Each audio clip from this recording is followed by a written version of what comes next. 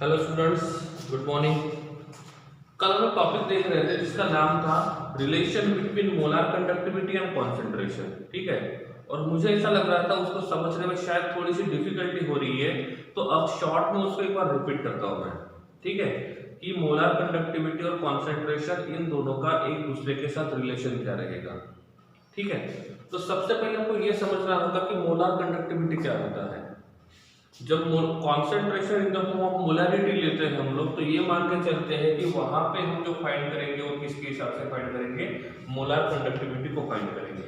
ठीक है, अब यहाँ पे क्या हुआ था, केस 1 में हमने देखा था स्ट्रॉन्ग इलेक्ट्रोलाइट। किसके लिए देखा था? Strong electrolyte. ठीक है, तो ये जो स्ट्रॉन्ग इलेक्ट्रोलाइट होता है, इस स्ट्रॉन्ग इलेक्ट्रोलाइट का डिग्री ऑफ डिसोसिएशन 100% होता है, और डिग्री ऑफ डिसोसिएशन 100% होने की वजह से ये सभी के सभी पार्टिकल्स जो रहेंगे वो इजीली डिसोसिएट हो जाते हैं। ठीक है, अब यहाँ पे दो टर्म्स आती है, एक आता है लैम्डा m0 जिसको बोलते हैं molar conductivity. Molar conductivity at concentration equal to 0। तो जब कॉन्सेंट्रेशन 0 रहेगा उस टाइम पे जो उसका कंडक्टिविटी रहेगा, मोलार कंडक्टिविटी रहेगा, उसको हम बोलेंगे मोलार कंडक्टिविटी एट कॉन्सेंट्रेशन 0। ठीक है, कभी कभी क्या होता है, इसके जगह इस सिंबल को भी यूज किया जाता है। इसका मतलब होता है molar conductivity. Molar conductivity at infinite dilution. Eight infinite dilution. Infinite dilution का मतलब होता है जब कॉन्सेंट्रेशन बहुत ही कम करेंगे। जब कॉन्सेंट्रेशन बहुत कम करेंगे तो उस कंडीशन को कहा जाता है इनफाइनाइट डाइल्यूशन। ठीक है, तो किसी बुक में लैम्डा m के ऊपर इंफिनिटी का साइन दिया हुआ है, तो किसी बुक में लैम्डा m के ऊपर नॉट का साइन दिया हुआ है, और दोनों के दोनों सही है। ठीक है, आप दोनों में से कोई भी एक सिंबल यूज कर सकते हो। ठीक है, और मोलार कंडक्टिविटी और कॉन्सेंट्रेशन इनके बीच का रिलेशन बताने के लिए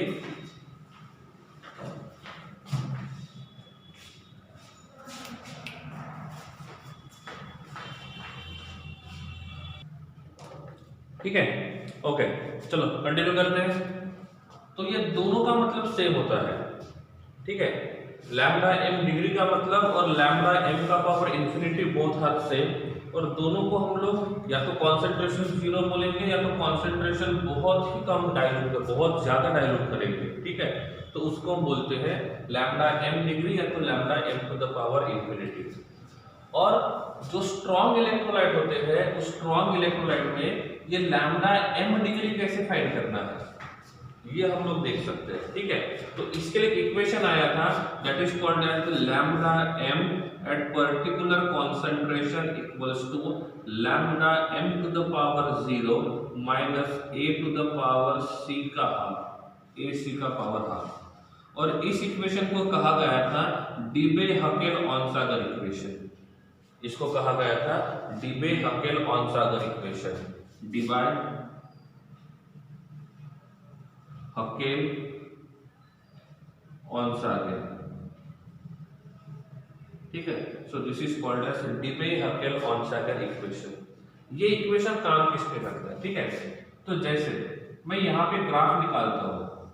ठीक है, एक ग्राफ निकाला मैंने, यहाँ पे लिखा मैंने c का पावर हाफ और यहाँ पे लिखा मैंने मोलार कंडक्टिविटी। ठीक है, क्या लिखा? Molar conductivity. तो अब क्या हो रहा है इसमें, ये जो इक्वेशन है डीबे-हकेल ने बोला था, इसको स्ट्रेट लाइन के साथ कंपेयर करते हैं। So y equals to mx c, ऐसे। इसका मतलब x एक्सिस पे c to the power half लेना है, y एक्सिस पे हमको लैम्डा m लेना है, और जो इंटरसेप्ट रहेगा वो lambda m to the power 0 रहेगा, और जो स्लोप रहेगा वो रहेगा -s। ठीक है, तो इस प्रकार से। तो इसमें ऐसा हुआ, पहला डॉट हम यहाँ पे 1 लिखते हैं और यहाँ पे हम दूसरा डॉट लिखते हैं, 2 डॉट। ठीक है, एट दिस कॉन्सेंट्रेशन। तो ये जो कॉन्सेंट्रेशन है, इस कॉन्सेंट्रेशन पे मैंने 2 डॉट निकाले हैं। इन दोनों डॉट में से एक को मैंने बोला x और दूसरे को मैंने बोला y। एक को मैंने बोला x और दूसरे को मैंने बोला y। तो इन दोनों में से कौन होना चाहिए स्ट्रॉन्ग इलेक्ट्रोलाइट। तो स्ट्रॉन्ग इलेक्ट्रोलाइट और वीक इलेक्ट्रोलाइट में से ये कौन रहेगा, क्योंकि इस पर्टिकुलर कॉन्सेंट्रेशन पे स्ट्रॉन्ग इलेक्ट्रोलाइट और वीक इलेक्ट्रोलाइट में से किसका कंडक्टिविटी ज्यादा होना चाहिए। एक पर्टिकुलर कॉन्सेंट्रेशन के ऊपर स्ट्रॉन्ग इलेक्ट्रोलाइट और वीक इलेक्ट्रोलाइट में से किसका कंडक्टिविटी ज्यादा होना चाहिए, मोलार कंडक्टिविटी ज्यादा होना चाहिए। सिंपल सी बात है, स्ट्रॉन्ग का ही ज्यादा रहेगा। इसका मतलब ये वाला जो रहेगा X that is for strong electrolyte और Y वाला जो रहेगा वो रहेगा वीक इलेक्ट्रोलाइट। ठीक है, तो सबसे पहले क्या हुआ था, उन्होंने स्ट्रॉन्ग इलेक्ट्रोलाइट के बारे में बोला था। ठीक है, तो ऐसा नहीं कि स्ट्रॉन्ग के लिए बोला था, तो पहले डी में हकेल ने क्या बोला था, आप ये इक्वेशन यूज करो और इस इक्वेशन को यूज करके आपको क्या करना है, लैम्डा m0 का वैल्यू फाइंड करना है। इसका वैल्यू फाइंड करना है लैम्डा m0 का। अब लैम्डा m0 का वैल्यू कैसे मिलेगा, ये तभी मिलेगा जब स्ट्रेट लाइन को फॉलो करेगा। तो जब यहाँ पे एक्सपेरिमेंट किया गया तो ये पता चला कि जैसे जैसे हम लोग कॉन्सेंट्रेशन को कम करते जाएंगे तो स्ट्रॉन्ग इलेक्ट्रोलाइट का मोलार कंडक्टिविटी बढ़ते जाएगा। क्यों बढ़ेगा, क्योंकि कॉन्सेंट्रेशन बढ़ाने की वजह से सोल्यूट सोल्यूट इंटरेक्शन कम हो जाएगा और सोलिड सोलिड इंटरेक्शन कम होने की वजह से ये जो ग्राफ रहेगा वो इस प्रकार से मूव कर रहा है। तो ये वो पॉइंट्स है जो हमने कैलकुलेट किए थे उस पर्टिकुलर कॉन्सेंट्रेशन पे और सभी पॉइंट को हमने ज्वाइन कर दिया तो इस प्रकार से हमको ग्राफ मिला। अब क्वेश्चन ये है कि यहाँ पे हम लोग ये तो इजीली फाइंड कर सकते हैं। ठीक है, क्वेश्चन आता है कि ये हमको कहाँ से मिलेगा, मतलब जीरो कॉन्सेंट्रेशन पे उसका कंडक्टिविटी कितना रहेगा वो देखना है। मतलब हमारा मेन टारगेट होना चाहिए कि molar conductivity at infinite dilution या तो molar conductivity eight zero concentration. ठीक है, तो उसके लिए क्या करेंगे, हम इस ग्राफ को यहाँ लेके आएंगे, इसको एक्स्ट्रा प्लॉट करेंगे और यहाँ आने के बाद क्या होगा, यहाँ पे कॉन्सेंट्रेशन का वैल्यू जीरो है और जीरो कॉन्सेंट्रेशन पे जो मोलार कंडक्टिविटी रहेगा इसको बोलेंगे molar conductivity eight zero concentration. क्या बोलेंगे, मोलार कंडक्टिविटी और जीरो कॉन्सेंट्रेशन। या तो हम यहाँ पे यूज कर सकते हैं molar conductivity at infinite dilution, दोनों का मतलब सेम होता है, दोनों का मतलब सेम होता है। तो यहाँ पे जो हमने फाइंड किया था ये किसके लिए है, स्ट्रॉन्ग इलेक्ट्रोलाइट के लिए। वीक में क्या होगा, वीक इलेक्ट्रोलाइट का जो ग्राफ रहेगा वो नीचे रहेगा कंपेयर टू स्ट्रॉन्ग इलेक्ट्रोलाइट, क्योंकि उसमें डिग्री ऑफ डिसोसिएशन कम होता है। अब हुआ ऐसे कि जैसे जैसे हम लोग कॉन्सेंट्रेशन को कम करेंगे, मतलब कॉन्सेंट्रेशन को कम करते जाएंगे तो ये वाला जो ग्राफ रहेगा वो इस प्रकार से शो होगा, इस प्रकार से। मतलब ये था इस कॉन्सेंट्रेशन के ऊपर, फिर ये था इस कॉन्सेंट्रेशन के ऊपर, यहाँ पे है इस कॉन्सेंट्रेशन के ऊपर, यहाँ पे रहेगा इस कॉन्सेंट्रेशन के ऊपर, ये रहेगा इस कॉन्सेंट्रेशन के ऊपर।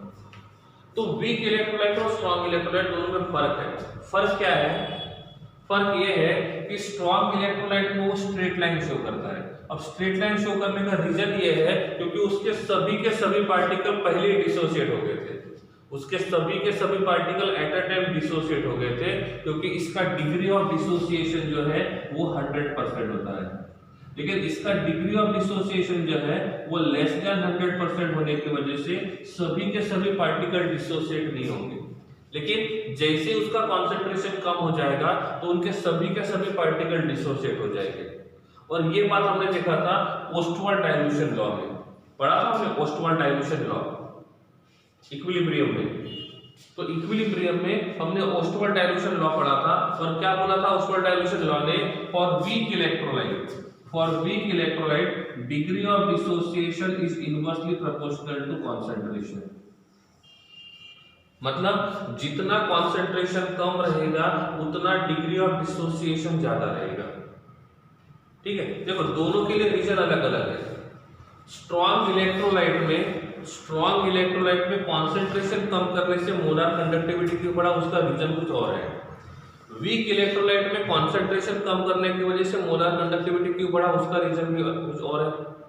तो ओस्टवाल्ड डाइल्यूशन लॉ क्या बोलता है, आप वीक इलेक्ट्रोलाइट का कॉन्सेंट्रेशन जितना कम रखोगे तो इसको बोल सकते हैं इस प्रकार से, alpha is inversely proportional to c to the power half. क्या दोनों का मतलब सेम है, क्या दोनों का मतलब सेम है या डिफरेंट है? अरे पावर हाफ और रूट दोनों सेम होते हैं डिफरेंट होते हैं, सही है ना? हाँ ठीक है। हाँ मैथमेटिक्स नहीं है मेरा, इसलिए पूछ रहा हूँ मैं, ठीक है, क्योंकि कुछ मैथ्स वाले हैं। हाँ तो इन दोनों का मतलब सेम हुआ, तो यहाँ पे भी वही बात हो गई कि degree of dissociation c to the power half को इनवर्सली प्रोपोर्शनल रहेगा। तो ये सिर्फ वीक के लिए है। तो वीक में क्या होगा, आप जितना कॉन्सेंट्रेशन कम कराते जाओगे उतना ही डिग्री ऑफ डिसोसिएशन बढ़ेगा, और एक पर्टिकुलर लिमिट के बाद हम कॉन्सेंट्रेशन को बहुत ज्यादा कम करते हैं तो डिग्री ऑफ डिसोसिएशन में एकदम से ज्यादा चेंज आता है। और इसीलिए आप देखोगे तो यहाँ पे जो चेंज है कॉन्सेंट्रेशन के साथ, यहाँ पे जो मोलार कंडक्टिविटी का जो चेंज है, और आप यहाँ पे देखोगे तो कॉन्सेंट्रेशन के साथ मोलार कंडक्टिविटी का चेंज, तो इसमें कॉन्सेंट्रेशन के साथ मोलार कंडक्टिविटी का चेंज बहुत कम है, इसमें कॉन्सेंट्रेशन के साथ मोलार कंडक्टिविटी का चेंज बहुत ज्यादा है। क्यों? क्योंकि जैसे ही कॉन्सेंट्रेशन बहुत ज्यादा कम हो जाता है तो ये जो वीक इलेक्ट्रोलाइट है इसके सभी पार्टिकल्स कंप्लीटली डिसोसिएट हो जाते हैं, और इसीलिए वो एंड में इस प्रकार से एकदम शार्प लाइन को शो करेगा। अब ये जो लाइन है, ये लाइन यहाँ पे इंटरसेप्ट नहीं कर रहा है, ये लाइन यहाँ पे इंटरसेप्ट नहीं कर रहा है। तो हकेल ने क्या बोला, ये इक्वेशन यूज करना है तो आपको पहले ये वैल्यू फाइंड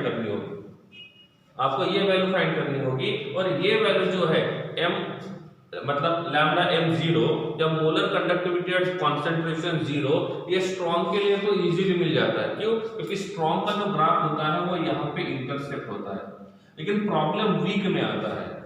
तो डीवी हकेल ने क्या बोला, आप स्ट्रॉन्ग के लिए मेरे इक्वेशन को यूज कर सकते हो, उसमें कोई प्रॉब्लम नहीं है, लेकिन वीक इलेक्ट्रोलाइट के लिए आप इसको यूज नहीं कर सकते हो। क्यों? क्योंकि ये यूज करने के लिए आपकी पहली कंडीशन है कि आपके पास ये होना चाहिए, और वीक इलेक्ट्रोलाइट का ग्राफ यहाँ पे इंटरसेप्ट नहीं करता है, और इसीलिए ठीक है ये ओस्टमन डाइल्यूशन लॉ के हिसाब से, ठीक है, इसी जो एक्सपेरिमेंटल डेटा।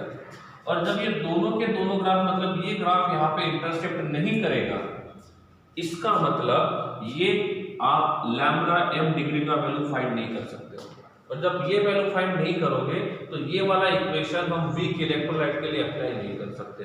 तो ये था पहला लिमिटेशन डीबी हैकेल का।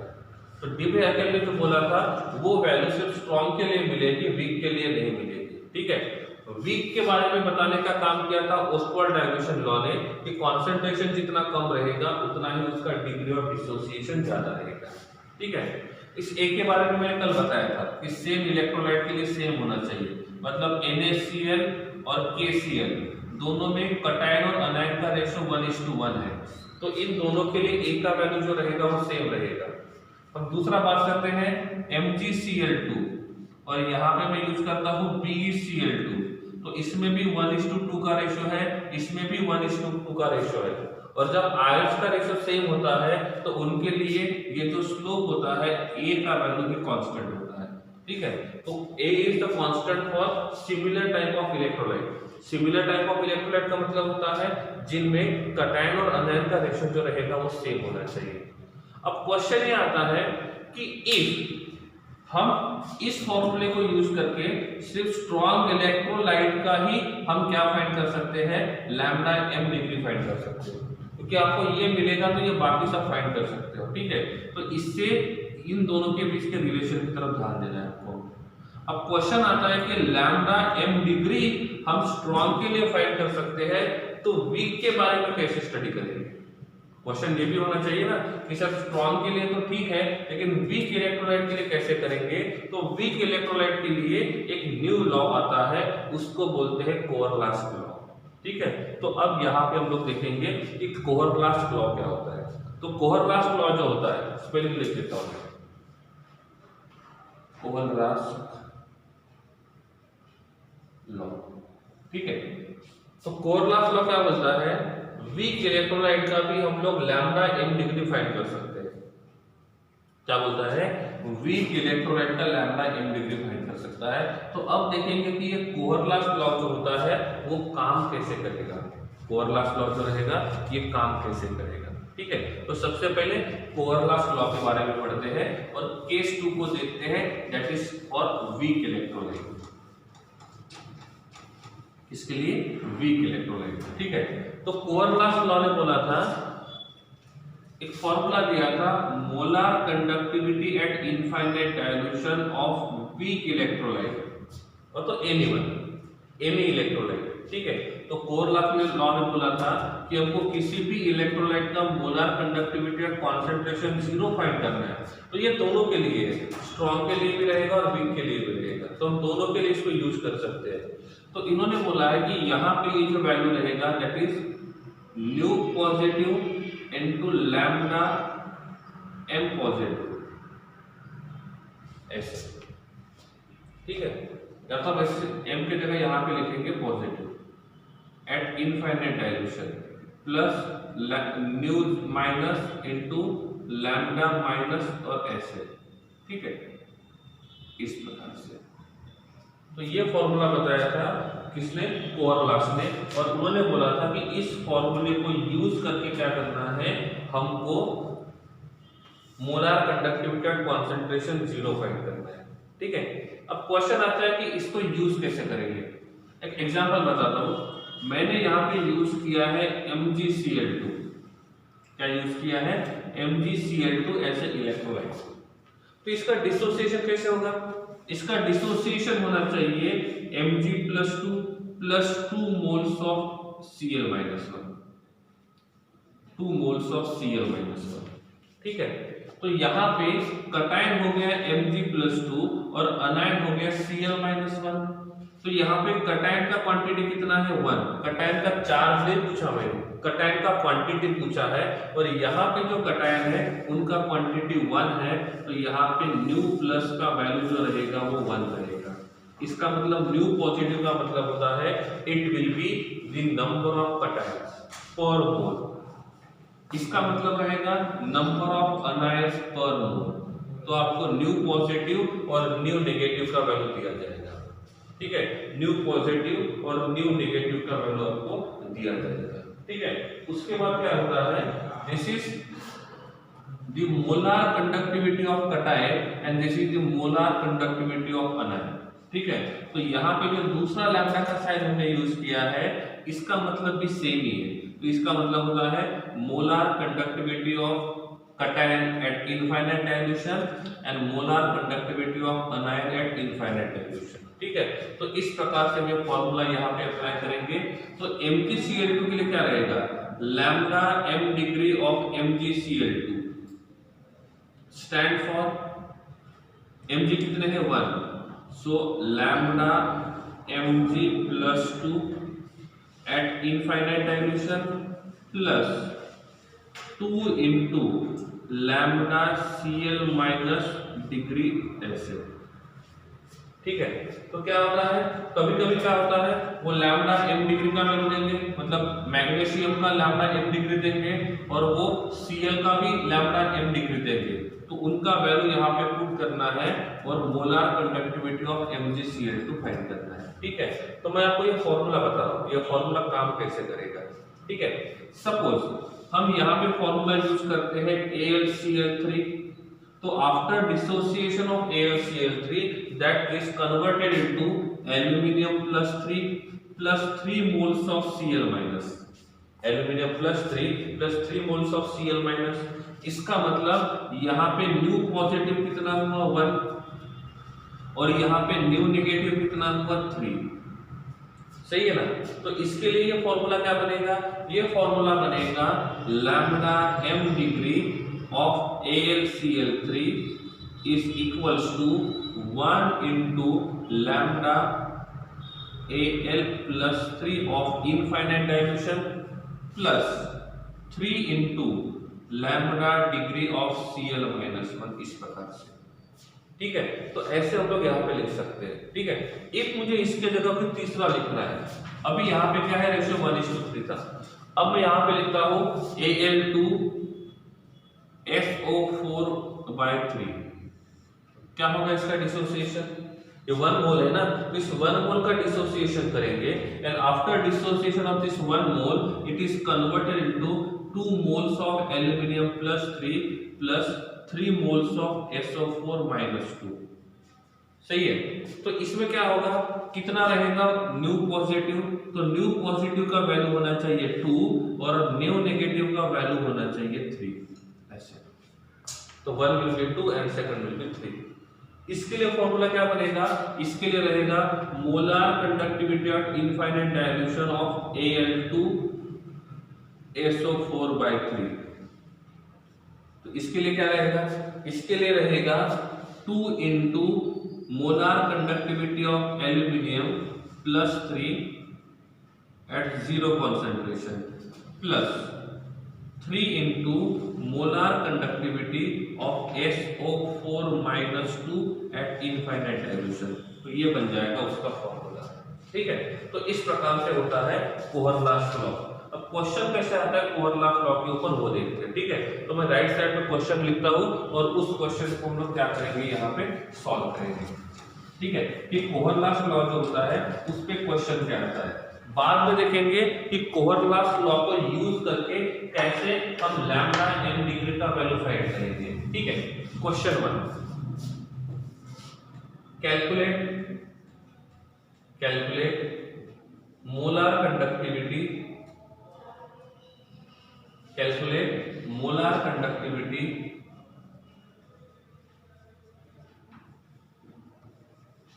of MgCl2 solution at infinite dilution. Given is that lambda Mg plus 2 at infinite dilution is 106.1 Siemens centimeter square.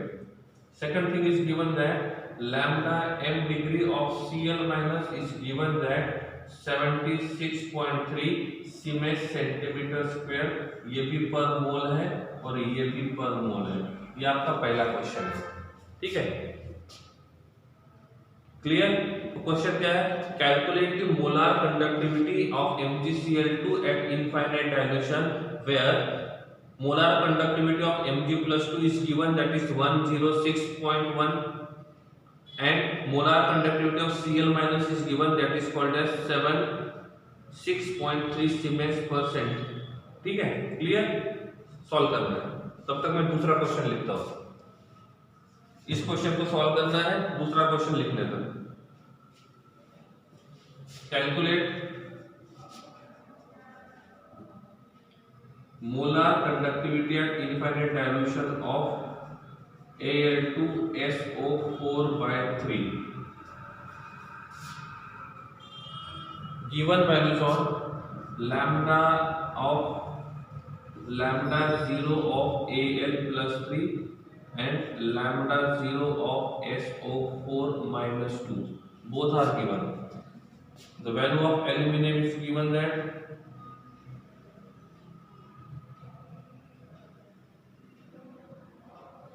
189 Siemens centimeter square per mole और SO4 is given 160 Siemens centimeter square per mole। two question। Okay, first question is completed. ठीक है, पहले question को solve करते हैं। ठीक है, क्या लिखा हुआ है, MgCl2 के बारे में लिखा हुआ है। ठीक है, तो सबसे पहला काम होता है MgCl2 के लिए इक्वेशन कैसे लिखेंगे। सबसे पहला काम होता है MgCl2 के लिए कितना लिखेंगे। जिनका हो गया फाइनल आंसर तो भेज सकते हो। ठीक है, क्या होगा, MgCl2 सॉल्यूशन के लिए लिखा हुआ है, तो MgCl2 का रिएक्शन इस प्रकार से होगा। MgCl2 का रिएक्शन इस प्रकार से होगा। अब क्या होगा, हम यहाँ पे लिखेंगे lambda m degree of MgCl2। किसके लिए, MgCl2। तो फॉर्मूला क्या है, number of cation into molar conductivity at infinite dilution of cation.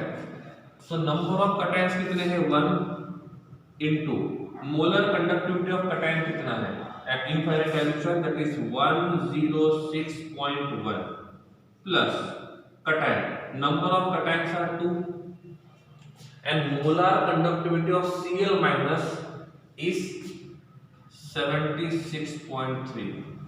अब क्या करेंगे, दिस इज 106 प्लस ये कितना रहेगा 6 2, सही है, इज इट क्लियर। अब क्या करेंगे, हम दोनों को प्लस करेंगे, सही है ना।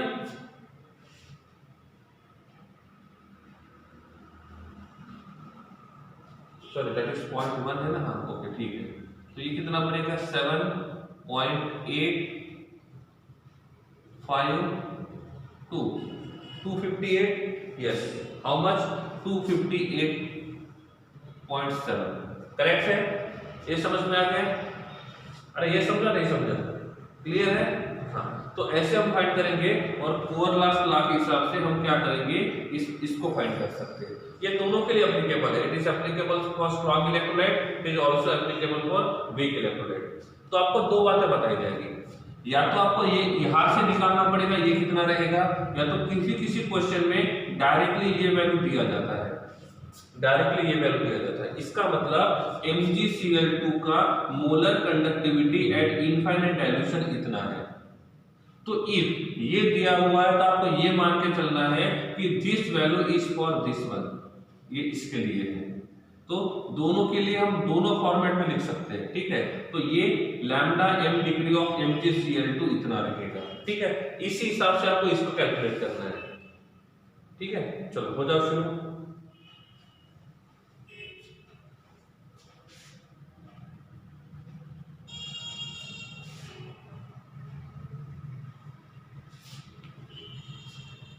सेकंड वन,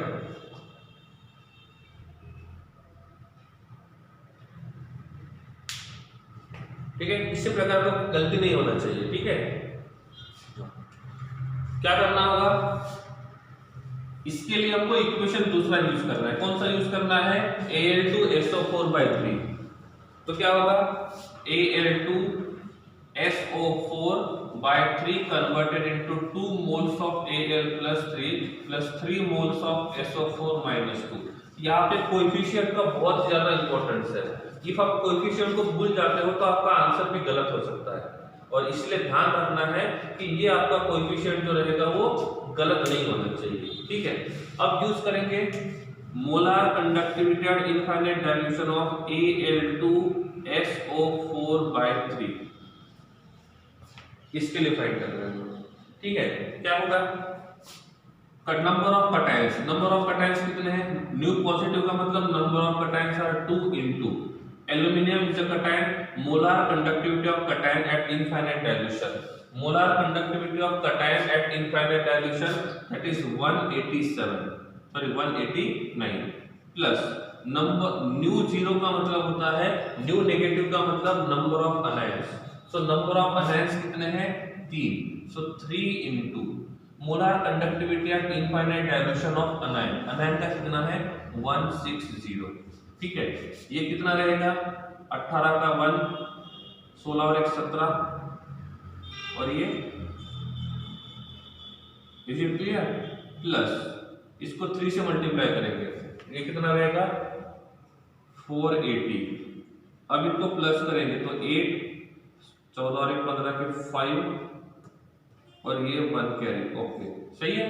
तो कितना आना चाहिए, इज इट 858, सही है।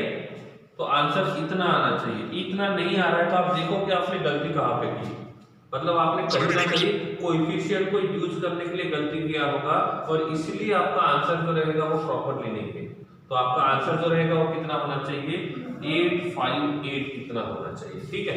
तो इस प्रकार से हम क्या कर सकते हैं, किसी का भी molar conductivity at infinite dilution find कर सकते हैं। तो कोहरलास लॉ जो है वो किसी के लिए भी एप्लीकेबल है, चाहे वो स्ट्रॉन्ग रहे या वीक रहे। तो ये हमारे ज्यादा काम होता है, ठीक है। लेकिन इसका जो काम होता है बस यही फाइंड करना होता है, molar conductivity at infinite dilution. क्या काम होता है, molar conductivity at infinite dilution, clear है, ओके। अब देखो ये तो ये बात है दो न्यूमेरिकल्स, ठीक है। ये फॉर्मूला तो हमारे साथ एज इट इज रहेगा, आप इसमें कुछ चेंज नहीं करना है, ठीक है। ये दोनों के लिए फॉर्मूला सेम रहेगा, चाहे वो स्ट्रॉन्ग इलेक्ट्रोलाइट रहे या तो वो वीक इलेक्ट्रोलाइट रहे, दोनों के लिए इट वुड बी सेम, ठीक है। हाँ अब क्या होगा, अब मैंने आपको पूछा, मैं यहाँ पे लेता हूँ CH3COOH, this should be a strong electrolyte और वीक इलेक्ट्रोलाइट। ये क्या होना चाहिए? It is an example of strong electrolyte और it is an example of weak electrolyte. इस पर it should be a weak electrolyte, तो ये होना चाहिए वीक इलेक्ट्रोलाइट।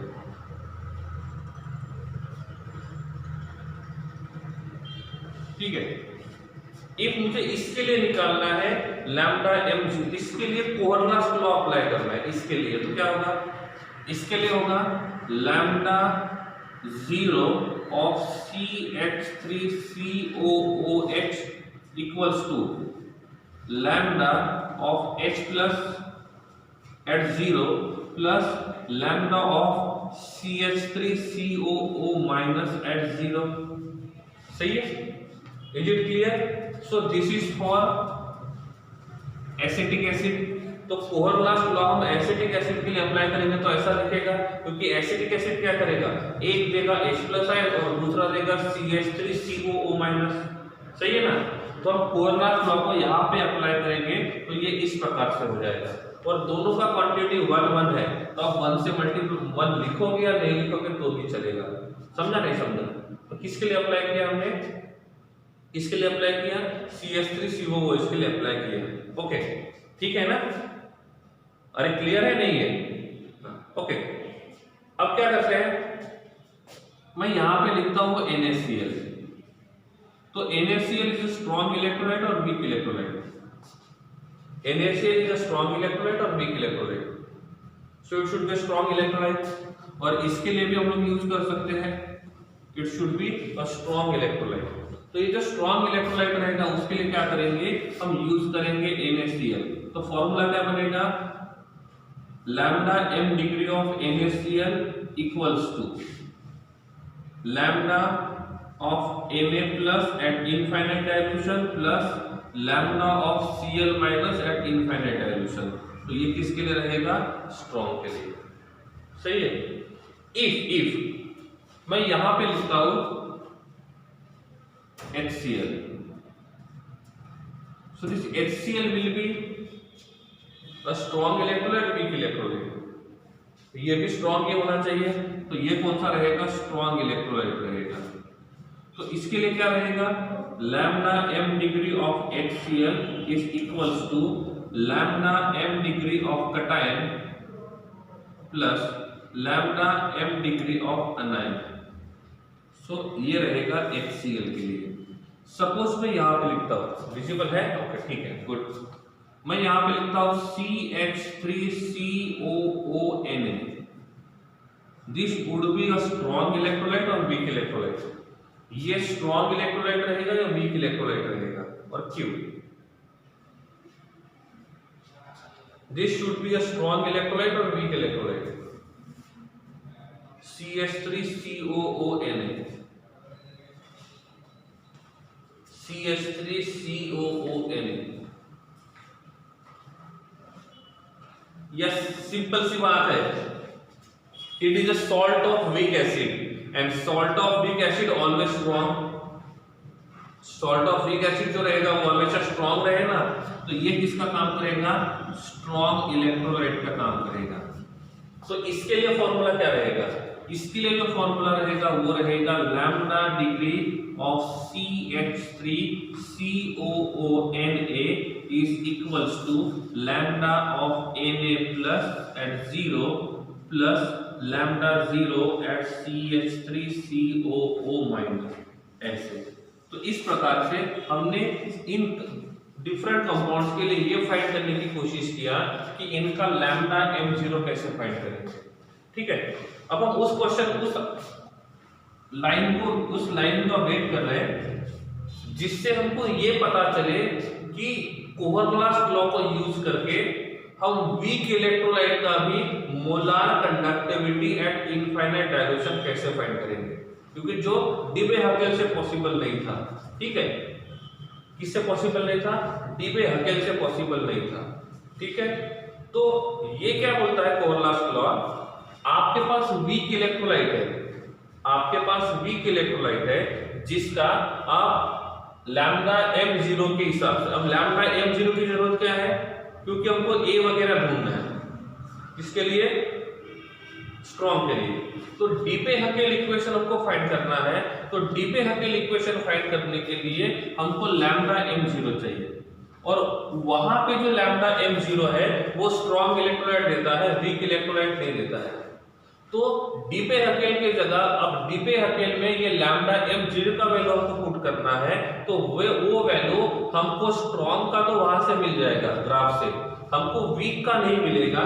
तो वीक के लिए कौन बताएगा, कोहर लॉस। अब वीक के लिए कैसे देगा, तो कोहर लॉस का मतलब ऐसा है कि आप ये वैल्यू स्ट्रॉन्ग के लिए फाइंड कर सकते हो, किसके लिए, किसके हिसाब से, डीपे के हिसाब से, डीपे हकेल के हिसाब से। तो इन्होंने बोला है कि आप क्या करो, वीक इलेक्ट्रोलाइट में किसी सॉल्ट को ऐड कर दो। वीक इलेक्ट्रोलाइट में आप क्या करो, किसी सॉल्ट को यूज कर दो, और किसी सॉल्ट को यूज करोगे तो क्या होगा, वीक इलेक्ट्रोलाइट में किसी सॉल्ट को यूज कर दो। मतलब उन्होंने बोला कि आप CH3COOH में आप किसी सॉल्ट को यूज कर दो, और देखो इसका प्रोडक्ट क्या मिलेगा। प्रोडक्ट क्या मिलेगा, तो मतलब किसी वीक इलेक्ट्रोलाइट में किसी स्ट्रॉन्ग इलेक्ट्रोलाइट को मिला देते हैं, तो मिलने वाला प्रोडक्ट रहेगा CH3COO- और Na+, साथ में यहां पे मिलेगा HCl। क्या मिला, HCl। तो हुआ ऐसे कि स्ट्रॉन्ग इलेक्ट्रोलाइट को वीक इलेक्ट्रोलाइट के साथ रिएक्शन करा दिया, तो यहां पे हमको दो पेयर मिले, और दोनों पेयर में से पहले वाला भी स्ट्रॉन्ग इलेक्ट्रोलाइट बन गया और दूसरे वाला भी स्ट्रॉन्ग इलेक्ट्रोलाइट बन गया। अब ये दोनों के दोनों स्ट्रॉन्ग इलेक्ट्रोलाइट है। अब ये दोनों के दोनों स्ट्रॉन्ग इलेक्ट्रोलाइट है, तो आपको क्या होगा, इन दोनों का हम लोग लैम्डा m0 फाइंड कर सकते हैं। हम दोनों का लैम्डा m0 फाइंड कर सकते हैं। सही है, क्लियर है। तो हमको इसका भी लैम्डा m0 मिलेगा, हमको इसका भी लैम्डा m0 अब फाइंड कर सकते हैं। तो इसका भी हमने लैम्डा m0 फाइंड कर लिया, अब इसका भी लैम्डा m0 फाइंड किया। अब सपोज मैंने बोला इसका लैम्डा 0 x है और इसका लैम्डा 0 y है, तो टोटल लैम्डा 0 कितना रहेगा, x + y। क्योंकि अभी भी हमारे पास ये पूरा का पूरा सॉल्यूशन है, अभी भी हमारे पास ये पूरा का पूरा सॉल्यूशन है। क्या हम इसके लिए इफ ये यूज नहीं करेंगे, तो क्या इसका हम लोग लैम्डा m0 फाइंड कर सकते हैं, नहीं, इसका लैम्डा m0 फाइंड नहीं कर सकते हैं। क्या इसका लैम्डा m0 फाइंड कर सकते हैं, यस, इसका लैम्डा m0 फाइंड कर सकते हैं, क्योंकि ये स्ट्रॉन्ग इलेक्ट्रोलाइट है। इसका छोड़ के बाकी सभी का कर सकते हैं, और हमको इसी का फाइंड करना था, तो इसका डायरेक्टली फाइंड नहीं कर सकते हैं। इसके लिए हमने इसमें एक स्ट्रॉन्ग इलेक्ट्रोलाइट को ऐड कर दिया, और इससे क्या हुआ, ये वीक इलेक्ट्रोलाइट भी स्ट्रॉन्ग इलेक्ट्रोलाइट में कन्वर्ट हो गया। लेकिन अब हमको क्या होगा, हम इसका मोलर कंडक्टिविटी फाइंड करेंगे, हम इसका मोलर कंडक्टिविटी फाइंड करेंगे, हम इसका मोलर कंडक्टिविटी फाइंड करेंगे। एक्चुअल में फाइंड किसका करना है, एक्चुअल में फाइंड किसका करना है, एक्चुअल में फाइंड किसका करना है, इसका CH3COOH का। लेकिन फाइंड किसका कर रहे हैं, NaCl का, इसका और इसका। अब यहां पे जो आयंस मिलेंगे वो क्या रहेंगे, वो रहेंगे CH3COO- और H+। यहां पे जो आयंस रहेंगे वो क्या रहेंगे, Na+ और Cl-। इसमें जो आयंस मिलेंगे वो क्या रहेंगे, CH3COO- और Na+। और इसमें जो आयंस मिलेंगे वो क्या रहेंगे, H+ और Cl-। तो कोहर लॉस ने क्या बोला, आप वीक इलेक्ट्रोलाइट का रिएक्शन स्ट्रॉन्ग के साथ करो, आपको पेयर मिलेगा। फिर क्या करो, इन दोनों का प्लस करो, ठीक है। अब इन दोनों को प्लस किया मैंने, तो मुझे कौन से आयन के वजह से कंडक्टिविटी मिला, इन दोनों को मैंने कंबाइन किया, क्योंकि हम इन दोनों से फाइंड कर रहे हैं। तो हमको कौन से आयन की वजह से कंडक्टिविटी मिला, हमको मिला CH3COO- के वजह से, हमको मिला Na+ के वजह से, हमको मिला H+ के वजह से, और हमको मिला Cl- की वजह से। तो मिला किसकी वजह से, CH3COO-, Na+, H+ और Cl-। ठीक है। तो अभी यहाँ पे इस सॉल्यूशन के वजह से जो molar conductivity at infinite dilution मिल रहा है वो 4 आयन के वजह से मिल रहा है या 2 आयन के वजह से। अभी यहाँ पे हमको जो मोलार कंडक्टिविटी कंडक्टिविटी मिल रहा है वो कितने टाइप के आयंस की वजह से मिल रहा है, वो हमको 4 टाइप के आयंस की वजह से मिल रहा है। कौन से acetic acid, acetate ion, Na+, H+ और Cl-, इन चारों की वजह से मिल रहा है। लेकिन हमको चाहिए कितने की वजह से, हमको चाहिए कितने की वजह से और किसके वजह से। अब मिल किसके वजह से रहा है, चारों के वजह से, चाहिए कितने की वजह से, 2 के वजह से। तो इन दोनों के वजह से हमको molar conductivity at infinite dilution चाहिए। लेकिन मिल किसके वजह से रहा है, 4 की वजह से। तो हमको क्या करना पड़ेगा, इसका डायरेक्टली फाइंड नहीं कर सकते हैं, मिक्स तो करना ही होगा डायरेक्टली। अब आप बोलोगे कि सर 2 का फाइंड करना है, मिला 4 का, इसलिए क्योंकि हमने इसको मिला दिया, तो इसको नहीं मिलाते। अरे इसको मिलाते नहीं तो मिलेगा ही नहीं, प्रॉब्लम हो गया। NaCl को मिलाते हैं तो ये मिलेगा, 4 आयन की वजह से, 4 टाइप के आयन की वजह से। हमको चाहिए 2 ही टाइप के आयन की वजह से। पहली बार गड़बड़ हो गई, इसको मिलाएंगे नहीं तो ये कुछ नहीं मिलेगा क्योंकि ये वीक इलेक्ट्रोलाइट है। तो अब क्या करेंगे, अब ऐसा बोला उन्होंने आप मिक्स तो कर लो, कोई प्रॉब्लम नहीं। मिक्स करने के बाद आपको इन सब का एडिशन करना है। मतलब हमको 4 टाइप के आयन की वजह से molar conductivity at infinite dilution मिला है, और उसमें से उनको माइनस कर दो जिनकी जरूरत नहीं है, या उनको माइनस कर दो जिनको ऐड किया था। तो क्या होगा,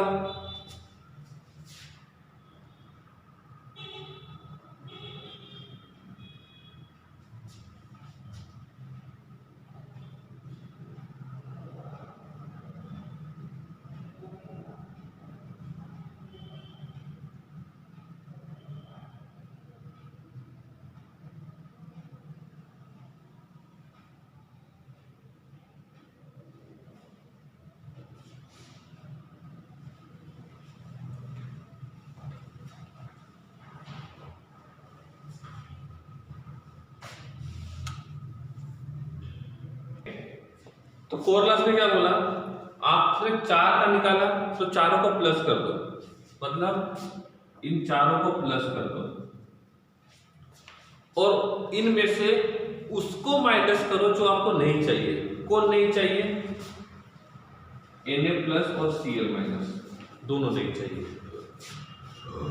ठीक है, तो उन्होंने क्या बोला, इन दोनों के मोलर कंडक्टिविटी को प्लस करो और यहाँ पे उस इलेक्ट्रोलाइट्स को माइनस करो, उस इलेक्ट्रोलाइट को माइनस करो जिसको आपने ऐड किया था। समझे, तो ये कैसा हो जाएगा, molar conductivity of CH3COOH is equals to molar conductivity of CH3COOA में इसको plus molar conductivity of HCl।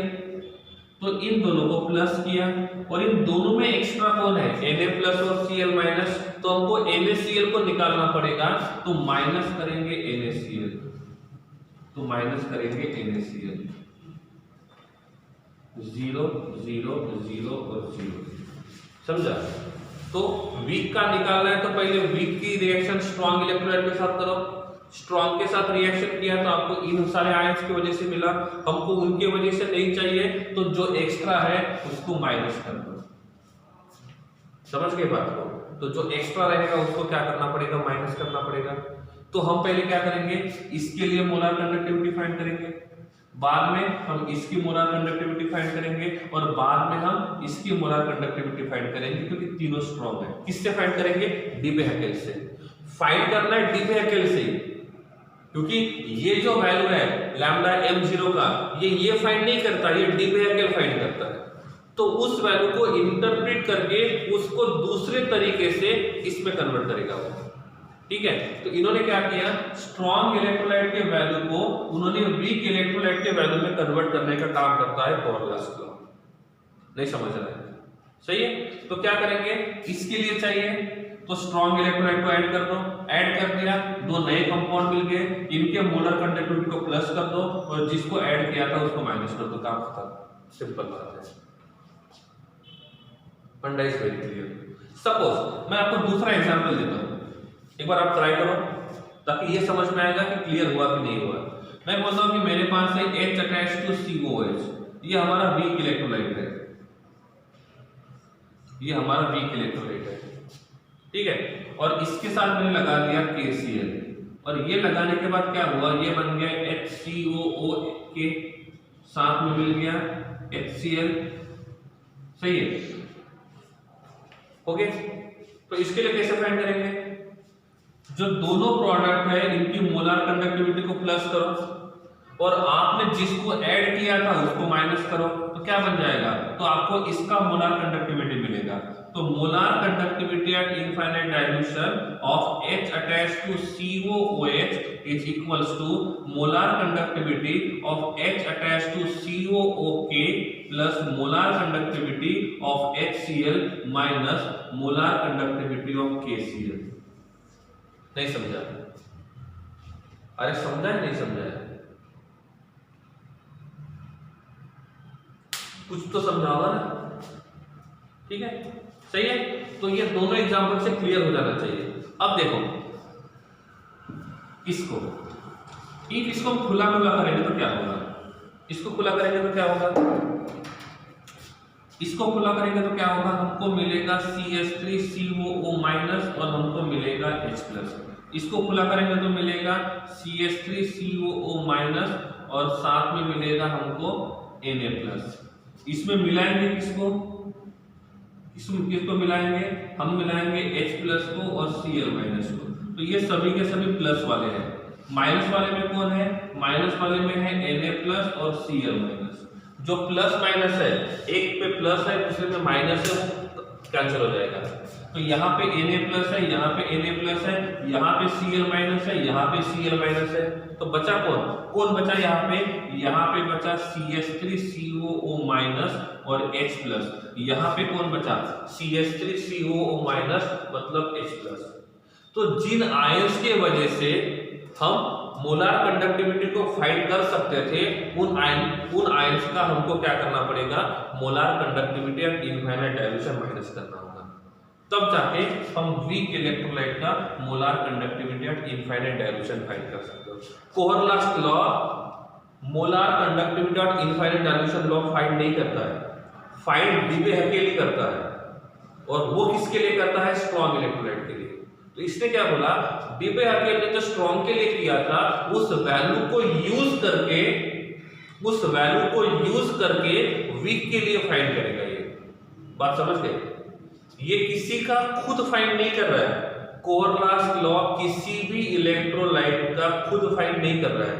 ये क्या कर रहा है, जो डेटा हमको डीबे हैकेल से मिला है उस डेटा को यूज करके, स्ट्रॉन्ग इलेक्ट्रोलाइट का डेटा यूज करके ये वीक इलेक्ट्रोलाइट के लिए फाइंड कर रहा है।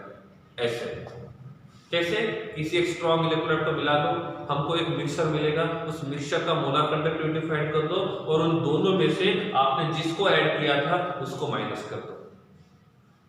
समझा नहीं समझा?